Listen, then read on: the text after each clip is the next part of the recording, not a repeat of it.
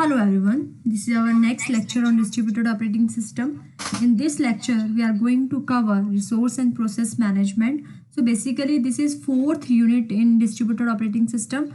So we are going to cover resource and process management unit in 3 to 4 videos. Okay. After that, we'll cover task assignment approach. Okay. So we'll see one by one. In previous lecture, we covered token-based and non-token-based algorithms.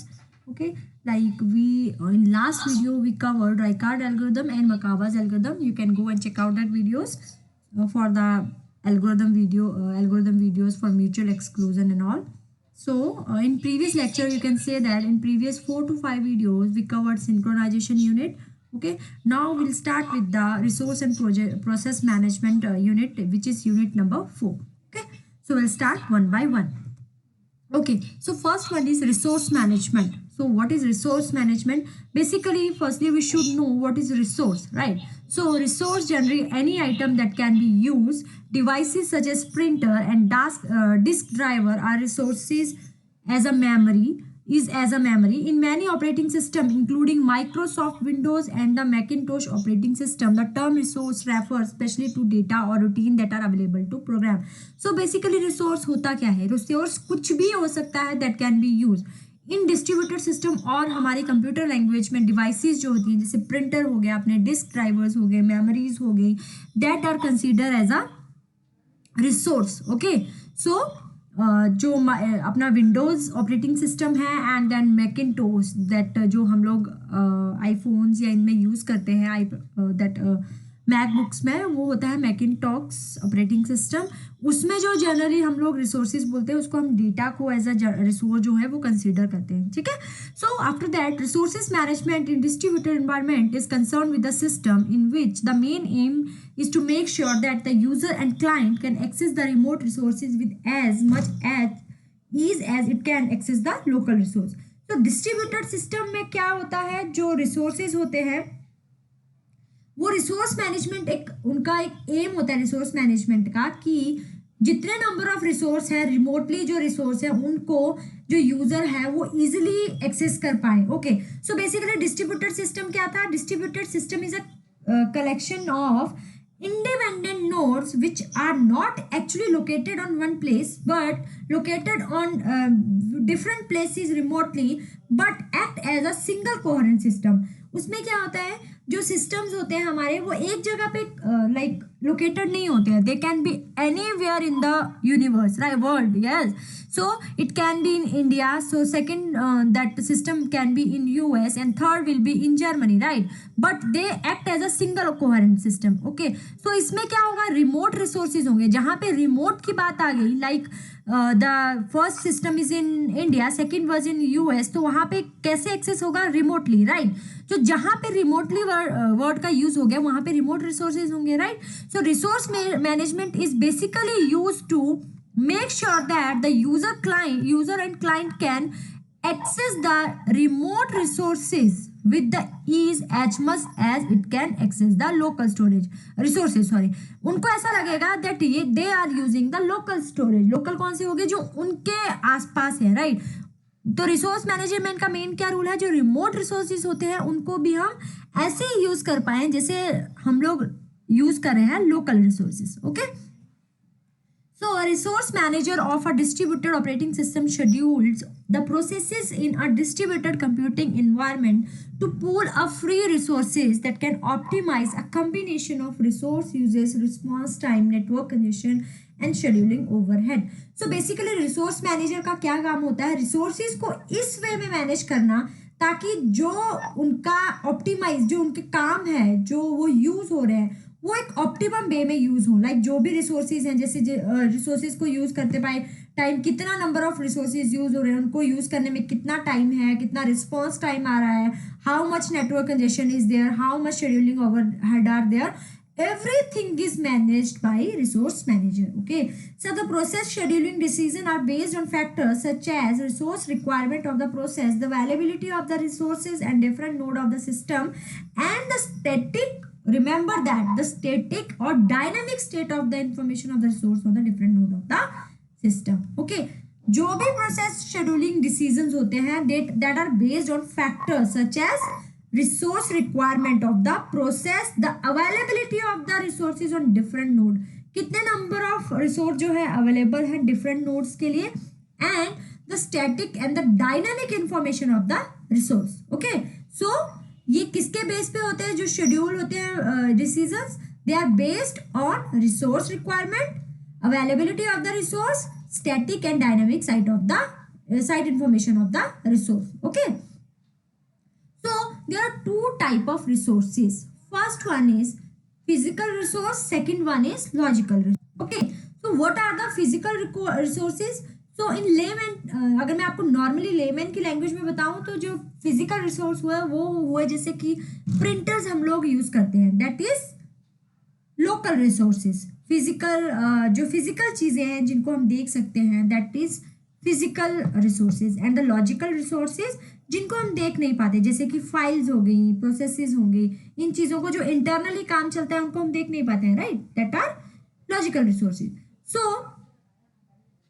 Physical resources typically include processors, memories and peripheral devices. Okay, physical resources vary fairly dramatically from computer to computer.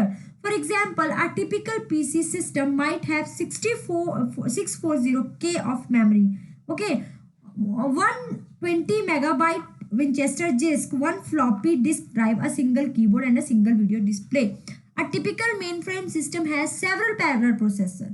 Okay, her process का अलग अलग resources हो सकता है, right. It's not compulsory कि एक system के जो लॉजिक है जो रिसोर्सेज हैं सेकंड सिस्टम के भी सेम रिसोर्सेज होंगे। Okay, a typical main frame system है सेवरल पैरेलल प्रोसेसर, एक जो सिस्टम है उसके पास एक प्रोसेसर भी हो सकता है, और जो कई मेन फ्रेम सिस्टम उनके पास सेवरल पैरेलल प्रोसेस भी हो सकते हैं, 100 ऑफ डिस्क भी हो सकते हैं, 10 of millions of bite of memory हो सकती है, हंड्रेड्स ऑफ टर्मिनल्स हो सकते हैं, sorry, tapes and other special purpose peripherals हो सकते हैं, is connected to global network with thousands of other similar computer.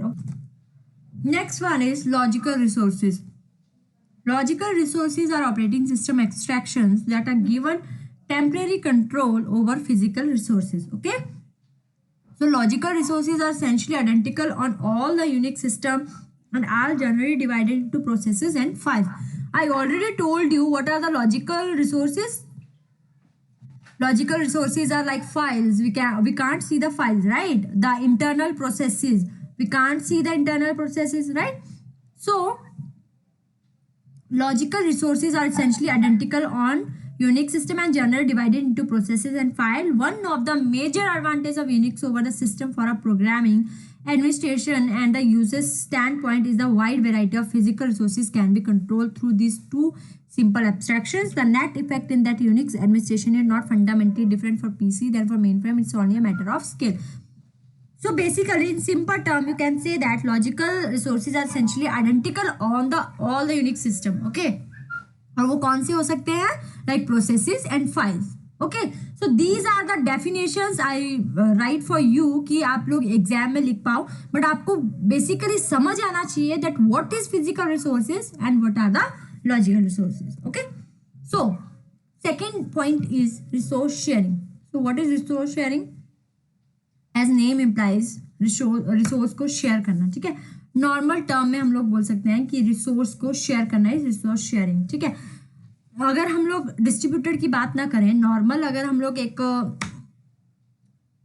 जैसे सिंपल सी घर का कोई एग्जांपल लेते हैं, कोई एक चीज़ है, राइट, जिसको हम शेयर कर सकते हैं, जैसे ब्रदर और सिस्टर में हो सकता है, कोई पेरेंट्स ने कोई एक ऐसी चीज़ ला के दी है जो कि बड़ा भी यूज़ करता है ब्रदर एंड छोटा भी यूज़ कर सकता है, मतलब शेयरिंग हो रही है। बट शेयरिंग क्यों हो रही है, उस चीज़ का कोई मतलब है कि वो दोनों यूज़ कर रहे हैं तो कोई रिजल्ट आ रहा है, ऐसा नहीं ना कि कोई खिलौना ला के दिया कि उसको भी यूज़ हो रहा है उसको भी यूज़ हो रहा है वो खेल सकते हैं। नो, रिसोर्स का मतलब क्या हुआ कि जिसके थ्रू एंड में कोई रिजल्ट निकल रहे हैं, that is resource sharing. Okay, so here the resource sharing mean that existing resource in the distributor system can be accessed और remotely access across multiple computer in the system. Okay, so यहाँ पे resource sharing का क्या mean है, जो existing resources and distributed operating system में can be assessed, उनको हम यूज कर सकते हैं remotely across the multiple computer in the system.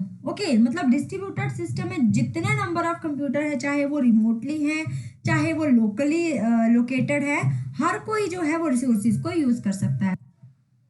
Computer in distributed system share resources like hardware, software and data. Hardware में कौन सा आ गया? Disc and printer. सॉफ्टवेयर में कौन सा आ गया? Files, windows and data object. Okay, और जो डेटा होता है normally. Okay, so hardware resources are shared for reduction in cost and convenience. Hardware resources क्यों यूज होते हैं?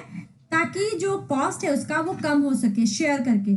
सो बेसिकली एक स्मॉल ऑर्गेनाइजेशन है, for example we are taking a small organization example.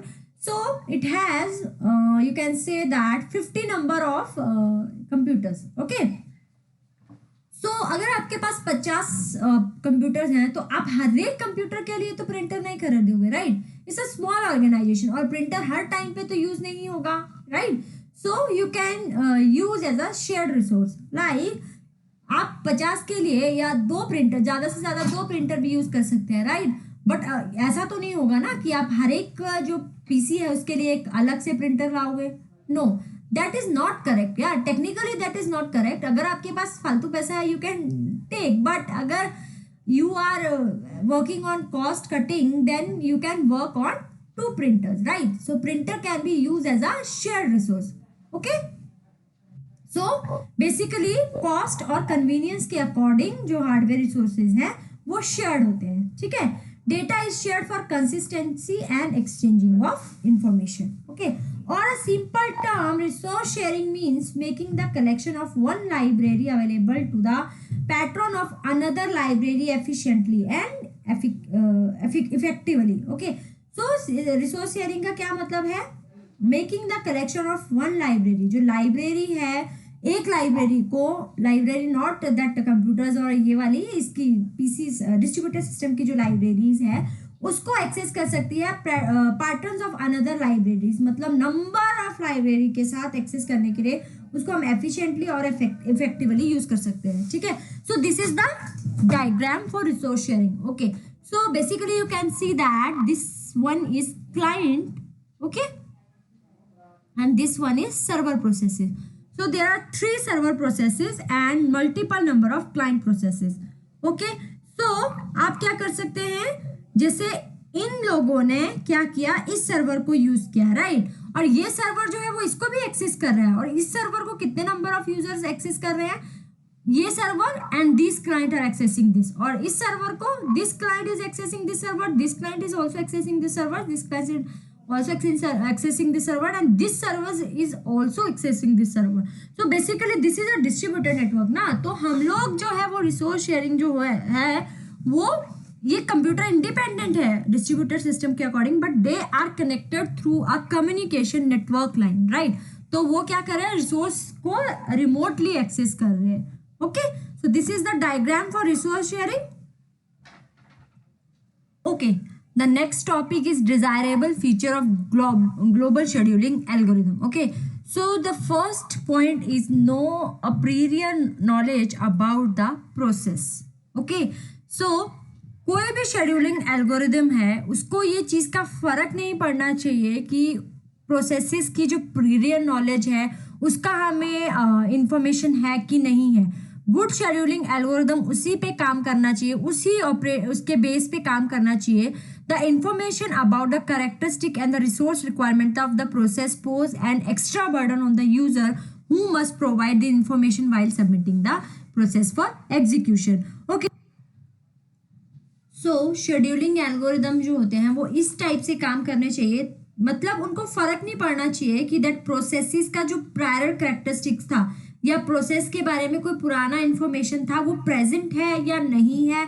एक गुड शेड्यूलिंग एल्गोरिदम क्या करना चाहिए? उसको अपना काम करना चाहिए, जो भी प्रोसेसेस उसके पास आ रही है उन पे उसको काम करना चाहिए, क्योंकि उसको फर्क नहीं पड़ना चाहिए दैट प्रोसेस का प्रीवियर जो कैरेक्टरिस्टिक था वो क्या था, जो प्रीवियस कैपेबिलिटी था वो क्या था, वो इस सिस्टम में काम करना चाहिए। That is the goal of global scheduling algorithm. Okay, next is dynamic in nature. So dynamic in nature का क्या मतलब है? जो नोड्स होती हैं वो उनके ऊपर कुछ ना कुछ लोड हमने प्रोवाइड किया होता है। लाइक किसी भी डिस्ट्रीब्यूटेड सिस्टम में नोड्स के ऊपर कुछ ना कुछ लोड जो है वो असाइन होता है कि ये जो नोड है वो इतना नंबर ऑफ काम लोड जो है वो उठाने वाली है, second node will be do this type of load, right. So जो एक अच्छा एल्गोरिदम है वो क्या करना चाहिए, उसको लाइक लोड जो है हमारा कभी भी चेंज हो सकता है। एक नोड के ऊपर अगर इस टाइम पे हमने इतना नंबर ऑफ लोड डाला है तो हो सकता है नेक्स्ट टाइम पे लाइक हम लोग और लोड उसके ऊपर डाल दें। तो एक अच्छा एल्गोरिदम क्या होना चाहिए कि जैसे ही लोड चेंज हुआ तो वो उसके अकॉर्डिंग ही उसका नेचर भी चेंज कर सके, ठीक है। So the decision regarding the assignment process should be dynamic, which means that it should based on the current load of the system and not on the some static policy. The flexibility of migrate the process more than one should be the property of algorithm. The process should be placed on a particular node which can be changed afterward based on the initial decision in order to adapt the change in the system. So basically हो सकता है पहले हमने decide किया हो that इस load पे इस नोड पे इतना ही लोड आएगा, बट हो सकता है कि टाइम के साथ वी चेंज आवर डिसीजन कि अभी इस नोड के ऊपर हमें थोड़ा सा और लोड देना पड़ेगा। तो जो हमारे शेड्यूलिंग एल्गोरिदम होने चाहिए वो इतने गुड इनफ होने चाहिए, इतने डायनेमिक इन नेचर होने चाहिए कि जैसे ही लोड भी शिफ्ट हुआ तो हमारा जो सिस्टम है वो क्रैश नहीं होना चाहिए, फेल नहीं होना चाहिए। Okay, after that quick decision making capability. So quick decision making capability में क्या हुआ, सिचुएशन जो होती है डिस्ट्रीब्यूटेड सिस्टम में दे आर चेंजेबल, ओके, क्योंकि डिस्ट्रीब्यूटेड सिस्टम में हर चीज रिमोटली एक्सेस हो रही होती है। तो जो सिचुएशंस होती हैं दे आर चेंजेबल, वो कभी भी चेंज हो सकती हैं। तो जो हमारे एल्गोरिदम्स है वो इतने क्विक होने चाहिए कि अगर कोई सिस्टम अगर कोई सिचुएशन चेंज भी हुई तो दे कैन अडेप्ट और they can make the decision accordingly. उनकी ऐसी कैपेबिलिटी होनी चाहिए कि they can make a decision quickly.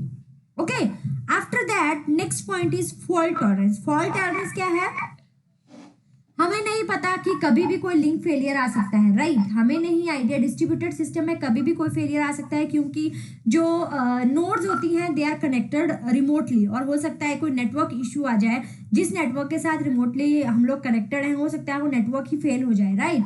तो हमारे जो एल्गोरिदम होते हैं वो इतने फॉल्ट टॉलरेंट होने चाहिए कि अगर कोई फॉल्ट भी आ रहा है तो उसको इजीली टॉलरेट कर पाए, इजीली लाइक उसको हैंडल कर पाए, ठीक है। So a good scheduling algorithm should not be displayed by the crash of one और more nodes of the system. If also if the node are partitioned in two or more group due to link failure, the algorithm should be capable or functioning properly for the node with in a group. अगर एक node भी उसमें से fail हो जाता है, fail हो गया या उसका या जो नोड्स है उसके सब ग्रुप्स बने उनमें से कुछ भी फेल हो जाए, कोई लिंक फेलियर हो जाए, तो एल्गोरिदम शुड बी कैपेबल और functioning properly for the node with in a group. Okay, so this one is the fourth feature of global scheduling algorithm. Next one is balance system performance and scheduling overhead. Algorithm that provide near optimal system performance with minimal of global state information gathering overhead are desirable. This is because the overhead increase as the amount of global state information collected increase.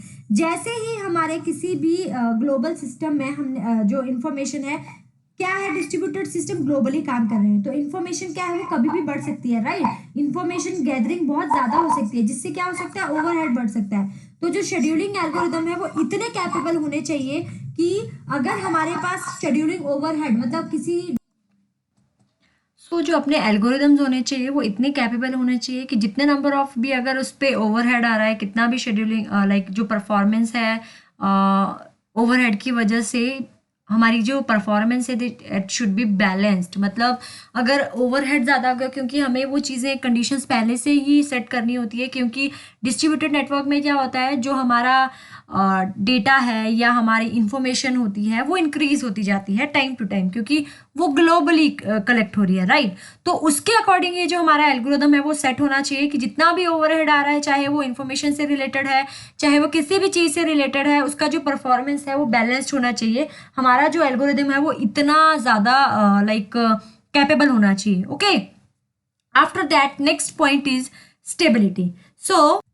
So next point is stability. Stability का मतलब क्या है? Stability का general meaning है कि अगर हम उसको स्टेबल, वो मतलब जैसे हमारा कोई सिस्टम है उसमें कुछ भी चेंजेस हो रहे हैं, चाहे उसका लोड बढ़ रहा है, चाहे कोई सिस्टम क्रैश हो रहा है, चाहे लाइक कुछ भी उसमें ओवरहेड आ रहा है, हमारा जो सिस्टम है, जो हमारे एल्गोरिदम्स हो रहे हैं वो इतने स्टेबल होने चाहिए कि चेंजेस कोई भी हो रहे हो, चाहे वो सिस्टम फेलियर है, चाहे नोड्स का लोड बढ़ रहा है, कुछ भी हो, हमारा सिस्टम इतना, जो एल्गोरिदम है वो इतना स्टेबल होना चाहिए कि वो हर चीज को हैंडल कर सके। ठीक है, सो basically stability is processes thrashing must be prevented. For example, if node n1 and n2 are loaded with processes and it observe that node n3 is idle, then we can offload a portion of their work to n3 without being aware of offloading decision made by some other nodes. So basically क्या है, example लिया है कि तीन nodes हैं n1 n2 and n3. okay, so basically n1 और n3 जो है वो लोडेड है, पूरी तरह से काम कर रही है, n3 आइडल है।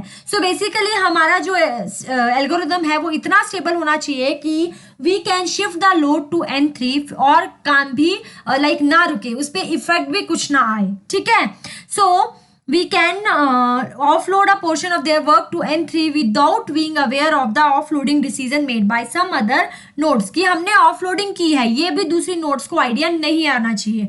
okay, in case n3 becomes overloaded due to this, it may again start transferring its process to other node. अगर हो सकता है कि n3 में जो है वो लोड ज्यादा आने लग जाए, उसमें लोड का प्रॉब्लम हो जाए, तो हम लोग अगेन जो उसका लोड है वो जो एक्स्ट्रा प्रोसेसेस हैं जो कि हो सकता है कि आइडल हो, या तो हो सकता है कि n1 ने अपना काम फिनिश कर दिया और n3 too has completed her task, तो भी हम जो है वो टास्क को शिफ्ट कर सकते हैं। तो बोलने का मतलब ये है कि जो हमारे एल्गोरिदम्स हैं they should be stable enough कि कुछ भी चेंजेस आते हैं, कोई भी ऑफलोडिंग हो रही है, ऑनलोडिंग हो रही है, everything should be done in perfect way. okay, after that is scalability. what is scalability? scalability का क्या मतलब है?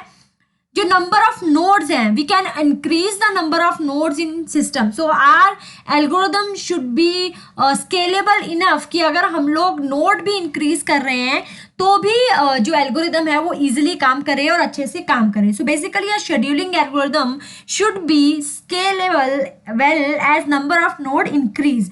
N algorithm that makes scheduling decision by first inquiring the workload from the all the nodes and then selecting the most likely node has poor scalability. okay, so understood, these are the design features of global scheduling algorithm. okay, so after that next point is fairness of service. Fairness of service का क्या मतलब है? Global scheduling policy that blindly attempt to balance the load on all the nodes of the system are not good from the point of view of fairness of service. This is because in any load balancing scheme, heavily load node will obtain all the benefit while lightly load nodes will suffer poor response time than in standalone configuration. A pair strategy that improve response time of former without unduly affecting the latter is desirable. Hence, load balancing has to be replaced by the concept of load sharing. So load balancing का जो concept है वो इतना बोल सकते हैं कि reliable नहीं होता। तो इसका मतलब अगर हम लोग लोड को शिफ्ट कर रहे हैं, हो सकता है n1 के पास टास्क हो, फिर भी हमने जो है वो n2 का लोड उस पर शिफ्ट कर दिया। सो हो सकता है कि n1 का जो काम है वो इफेक्ट हो जाए, हो सकता है n1 is not idle, still we are transferring the load, so it's not always reliable. So instead of load balancing we can use load sharing. load sharing में क्या होगा? लोड शेयर होगा। उससे क्या होगा? If n1 is working on something and n2 is working on something, so if n1 completed the task first, then we can share the load of n2 to n1. so basically क्या हो जाएगा? हम load shift कर रहे हैं। उससे क्या हो जाएगा? जब लोड शिफ्ट हो जाएगा तो लाइक n1 ने अपना टास्क खत्म किया होगा तभी उसके पास लोड आएगा ना, तो उससे क्या हो जाएगा? एक लोड शेयरिंग हो जाएगी। तो हमारे जो एल्गोरिदम होते हैं वो इतने इनफ फेयर होने चाहिए सर्विसेज के लिए ताकि उसमें हम लोड शेयरिंग इजीली कर सके। जो लोड बैलेंसिंग है वो थोड़ा सा प्रॉब्लम क्रिएट कर पाता है, इसीलिए हम लोड शेयरिंग ज़्यादा करें तो ज़्यादा बेस्ट रहेगा। Okay, after that the point is the three different approaches used for design the global scheduling algorithm. The first one is task assignment approach, second one is load balancing approach, and third one is load sharing approach. So basically हमने discuss तो कर ही लिया load balancing and load sharing का approach, right, but will अभी हम लोग थोड़ा सा एक्सप्लेन करेंगे, पूरा एलैबोरेट करेंगे चीजें. Okay okay, so the first is the task assignment approach. The task assignment approach, each process is viewed as a collection of task. Okay, हर एक प्रोसेस क्या होती है? It's a collection of tasks. These tasks are scheduled to suitable processor to improve performance. क्या होता है? ये जो task होते हैं वो शेड्यूल्ड होते हैं जो प्रोसेसर उन पे अच्छे से काम कर पाए ताकि हमारी जो परफॉर्मेंस है it would be improve. In the task assignment approach the processor assignment decision are based on priority knowledge of a characteristic of both the processes to be executed at the system. और ये जो task होते हैं ये priority base पे लिए जाते हैं अकॉर्डिंग टू प्रोसेस की कैरेक्टरिस्टिक्स. ओके, जो उसकी नॉलेज है और उसकी जो कैरेक्टरिस्टिक्स है उसके अकॉर्डिंग जो है वो ये जो टास्क असाइनमेंट अप्रोच है वो यूज होती है. ठीक है, सो the basic task assignment model deal with the task to the various node of the system in such a manner so as to minimize inter-process communication cost and improve the turnaround time for the complex task force. So basically इस approach से हम क्या कर सकते हैं? जो inter-process communication की जो cost आती है we can minimize that cost and improve the turnaround time, जो कि if we increase the turnaround time the process the performance will be automatically improve. Okay, so this is not a widely used approach. Why? Because it requires characteristics of all the process to be known in the advance. क्या है? अगर हमें इस approach को use करना है then we should know all the characteristics of the process first in advance, then we can use this approach. Okay, this approach does not take into consideration the dynamically changing state of the system. If the state of the system is changing dynamically we cannot or we does not use this approach. Why? Because we have to know the characteristics of all the process in advance. Okay, in this approach a process is considered to be composed of multiple tasks and a goal is to find an optimal assignment policy for the task of individual process. The following are the typical assumption for the task assignment operator. ये जो assumption है ये हम लोग अभी देखेंगे किसी भी task assignment approach में use होती है. Okay, so it minimize the IPC cost. This problem can be modeled using network flow model. ये क्या करता है? इंटर प्रोसेस कम्युनिकेशन की कॉस्ट को मिनिमाइज कर देता है. ठीक है, after that efficient resource utilization. इसमें रिसोर्स यूटिलाइजेशन एफिशिएंट क्यों नहीं हुआ? बिकॉज हम लोगों को जो प्रोसेस का कैरेक्टरिस्टिक्स और नॉलेज है वो पहले से पता होना चाहिए, right. We already covered this in previous slide that we should know the characteristics and knowledge about the process in advance. Okay, after that the point is quick turn around time. If the turn around time be good the performance will be good. Okay, a high degree of parallelism. So इसमें क्या problem है?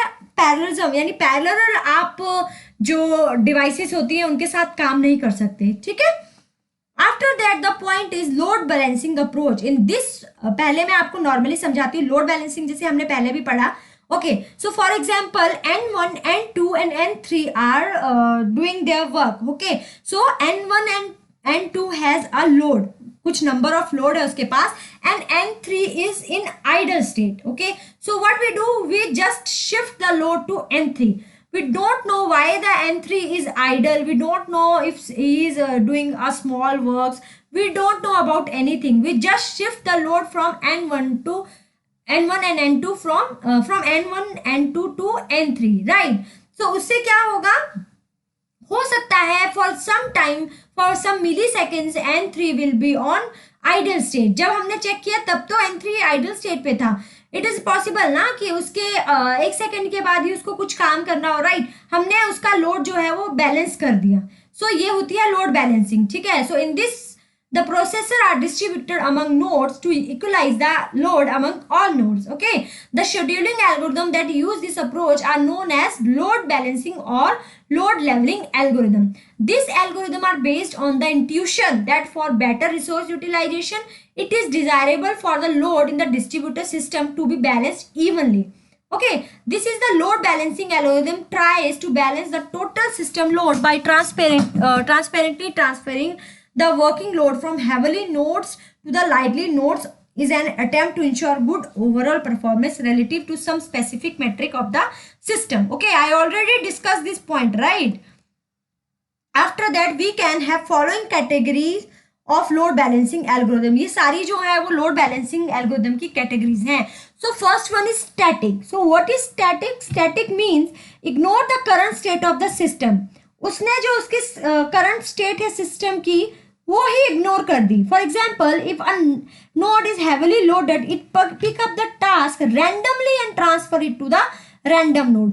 उसको क्या, उसने कुछ नहीं देखा, उसने देखा कि उसकी जो नोड है दैट इज हैवीली लोडेड, मतलब उसके ऊपर ज्यादा हैवी लोड है. उसने उसको रैंडमली उसके जो टास्क है उसको पिक किया. उसने ये नहीं देखा कि वो कौन सा काम कर रहा है, क्या कर रहा है. He just randomly pick the task and randomly किसी भी नोड को उसने ट्रांसफर कर दिया. ठीक है. These algorithms are simpler to implement but performance may not be good.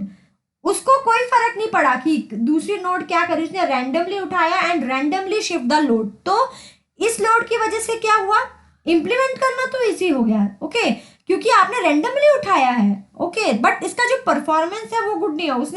उसको क्या पता कि जो दूसरी लोड है वो किस लिए आइडल है, कितना उसके ऊपर टास्क है. उसने रैंडमली उठा के दूसरी रैंडमली नोड के ऊपर डाल दिया. Okay. After that, dynamic. Use the current state of information for load balancing. This is an overhead involving in collecting state information periodically.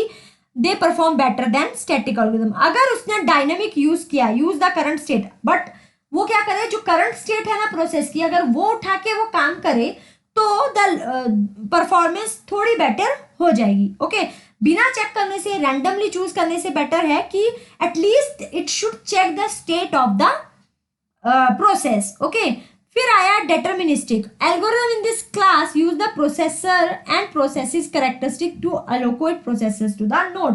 पहले वो उसके कैरेक्टरिस्टिक्स चेक करेगा, राइट. आफ्टर दैट उसके जो प्रोसेसेस एलोकेटेड है उसको वो चेक करेगा. After that it will shift the load. Okay, after that is probabilistic algorithm. In this class are use information regarding static attribute of the system such as number of system nodes and processing capability. वो उसकी जो जितने number of node वहाँ पे काम कर रही है and the processing capability of that nodes would be check in this line this topic. Okay, after that centralize. Centralized, as the name implies, system state information is collected by a single node. जहाँ पे centralized node term use हो गया, that mean it is dependent on one single system. Okay, so system state information is collected by single node. This node make all scheduling decisions. So is it fine to use centralized? No, because centralized का क्या problem होता है main? If the main node get failed, तो सारा जो system है वो हमारा बंद हो जाता है. Okay, so distributed is most desire approach. क्यों?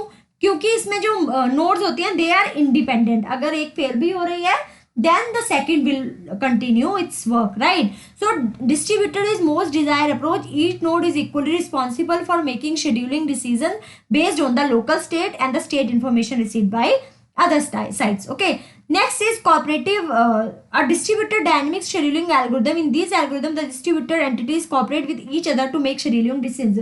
cooperative क्या है, मिल के काम करना. मतलब वो डिसीजन लेने से पहले जो अपनी नेबरिंग नोड्स हैं जो जिनके साथ वो काम कर रही है, the processes, they will coordinate with each other and after that will make the scheduling algorithm और डिसीजंस. ठीक है. Therefore, they are more complex and involve large overhead and they are non-cooperative, but the stability of corporate algorithm better than of non-cooperative. होता क्या है, हर एक का अपना अपना व्यू होता है, राइट. अगर 10 जने बैठ के एक काम को कर रहे हैं तो ऑब्वियसली उस काम को करने के लिए थोड़ा सा ज्यादा टाइम जाएगा, ओवरहेड बढ़ेगा, राइट. तो उससे क्या होगा, थोड़ा सा ओवरहेड का प्रॉब्लम आएगा, बट एंड में जो सोल्यूशन आएगा that would be fine, right. But in non-cooperative, a distributed dynamic scheduling algorithm, in this algorithm individual entity act as a autonomous entity and make scheduling decision independently of the action of the other. इसमें क्या होगा, हर एक जो process है, हर एक जो node है, they will make their decision independently. Okay, so after that load sharing approach, this is the final approach. So load sharing में क्या होता है, so in load sharing approach the processor assignment decision attempt to keep all the node busy if there are sufficient process in the system for all the node. This is achieved by ensuring that no node is idle while processing weight is to be processed to other nodes. Since load sharing algorithm do not attempt to balance the load on the nodes, they are simpler and easier to implement as compared to load balancing algorithm. If we already check my previous video, we take an example of the project of engineering college, right. Load sharing में क्या होगा, जैसे college में क्या होता है, हम लोग फाइनल ईयर का प्रोजेक्ट बनाते हैं, राइट. तो will divide the project in 3 or 4 term sections, right. The first person will do the programming, second person will do the designing part, third person will do the database part, and the fourth person will do like the documentation part, right. So हो सकता है कि जो programming वाला person है उसने फटाफट अपना कोड खत्म किया, हो सकता है कि जो डिजाइनिंग वाला है उसका काम बचा हो, तो जो प्रोग्रामिंग वाला बंदा है ही can help the designer, right. So same जो है वो लोड शेयरिंग अप्रोच में होता है. लोड शेयरिंग में क्या होता है, जब एक नोड को पता है कि दूसरी नोड भी सेम काम कर रही है बट मेरा काम खत्म हो चुका है, so I can help that another node, तो वो इजिली जो है वो दूसरी नोड को हेल्प कर पाएगी. उससे क्या होगा, उनका जो लोड है वो शेयर हो जाएगा और काम जो है वो ज्यादा इजीली और ज्यादा as compare to load balancing. उसमें क्या है, जबरदस्ती आप रैंडमली किसी पे भी पिक कर रहे हैं, इसमें आप रैंडमली नहीं दे रहे हैं. इसमें आपको पता है that node N1 is completed his task, then now he can help to node 2. This is the load sharing approach. The design of load sharing algorithm require that proper decision be made regarding load estimation policy, process transfer policy, state information exchange policy, priority assignment policy and migration limiting policy. तो इसमें क्या होता है, proper decision बनते हैं regarding कोई भी load estimation policy है. अगर आपको कोई पॉलिसी प्रोसेस ट्रांसफर करना है, प्रोसेस के लिए उसका इंफॉर्मेशन आपको निकालना है, उसकी क्या प्रायोरिटी है, कितना वो माइग्रेट हो सकता है, ये सारी पॉलिसीज को देखने के बाद they made a proper decision. Okay, it is simpler to decide about most of these policies in case of load sharing because load sharing algorithm do not attempt to balance the average workload of all the nodal system, rather they only attempt to ensure that no node is idle when node is heavily loaded. Same वही ना कि उसने अपना काम खत्म कर लिया है and now the person is idle. सो पहले हम चेक करेंगे that the load in the node is idle, उसके बाद ही हम उसको लोड देंगे, otherwise we are not allowed to share the load. So this is the load approach. Okay, so basically that's it for the today's topic. But हमने इस topic में क्या क्या कवर किया, so we cover the resource management. What is resource, right, everything is covered in this resource management. Resource क्या है, जो generally हम जिस चीज को हम यूज कर सकते हैं. एंड मैनेजमेंट क्या है रिसोर्स मैनेजमेंट को, रिसोर्स मैनेजमेंट डिस्ट्रीब्यूटेड सिस्टम में क्या होता है, जो रिमोटली रिसोर्सेज होते हैं, जो रिमोट डिस्ट्रीब्यूटेड सिस्टम में क्या होता है, जो डिवाइसेज होती हैं they are connected through a network layer, through a network interface, and they are independent from each other. They will coordinate remotely with each other, right? So remotely जो word आ जाता है, so that's why we use the remote resources. Okay, तो remote resources को जब हमने use करना है distributed system में, in that place resource management comes. Okay, उसके बाद हमने पढ़ा डिफरेंस क्या है फिजिकल रिसोर्स में दैट लॉजिकल रिसोर्स में. फिजिकल रिसोर्स में आपके प्रिंटर्स एंड जो भी मेमोरी डिवाइसेस होती हैं वो आ जाएंगी, पेरिफेरल डिवाइसेस होती है. Okay, in logical resources what comes, processor, files, window, it all comes under logical resources.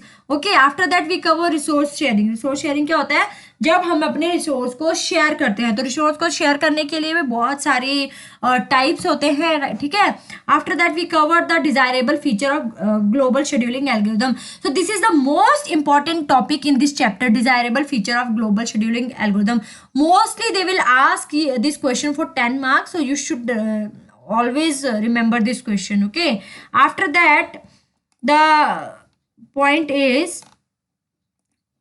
3 different approaches for design of global sharing algorithm. First one is task assignment approach, second one is load balancing approach, and third one is load sharing approach. So most important approach in all 3 approach is load sharing approach. So load sharing में क्या होगा, we'll check the node for idle condition. पहले हम उसको check करेंगे कि जो node है वो आइडल तो नहीं है. अगर आइडल है तो ही हम उस पर अपना जो है लोड है वो बैलेंस उसको शिफ्ट करेंगे। मैंने आपको एग्जांपल दिया कॉलेज के इंजीनियरिंग प्रोजेक्ट का।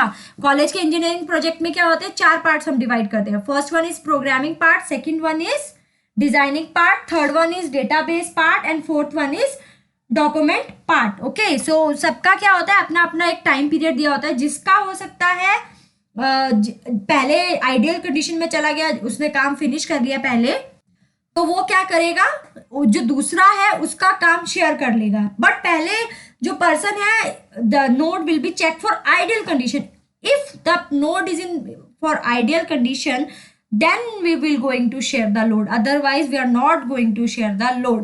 इससे क्या होगा, किसी के ऊपर ज्यादा लाइक आप बोल सकते हैं वेट भी नहीं आएगा, लोड भी नहीं आएगा, और जो काम है वो एफिशिएंटली जो है वो कंप्लीट हो जाएगा। Okay, so that's it for today's video। if you have any questions, any queries regarding this load balancing, load sharing approaches, after that what is resource sharing, you can ask me in comment section। okay, so till then, bye, take care।